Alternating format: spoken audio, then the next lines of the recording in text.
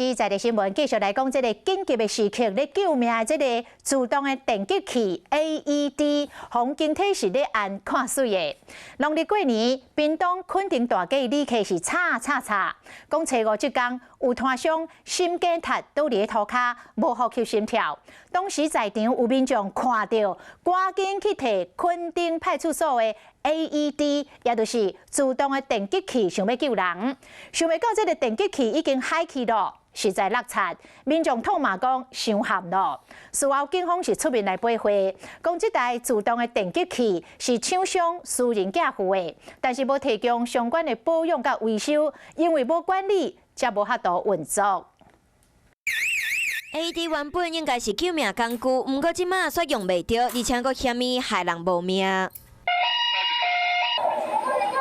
看到救护车到位，赶紧去倒指挥，而且减少人流，因为有摊商敢若因为心梗塌无喘气。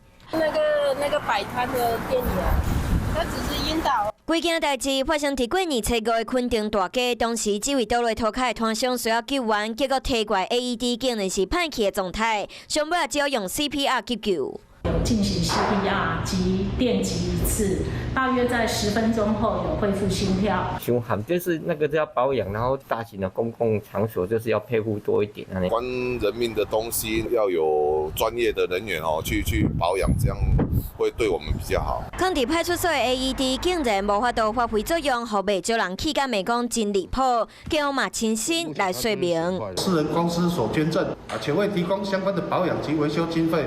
那自多年以后未能正常使用，或者是他已经没有更换接片或没有更换电。虽然这台 AED 是别人管的，不过放伫派出所内底，阁无法度用，难免造成外界观感无好。不过其实垦关处伫附近嘛设袂少 AED。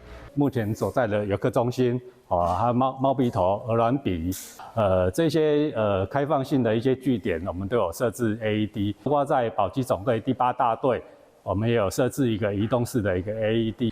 国境之南一年来定定超过200万旅游人次，难免会出现旅客身体无爽快的状况。即马除了伫出名的景点附近设 AED， 嘛积极争取伫人真济垦丁大街中段设置维护，避免以后搁发生类似的意外。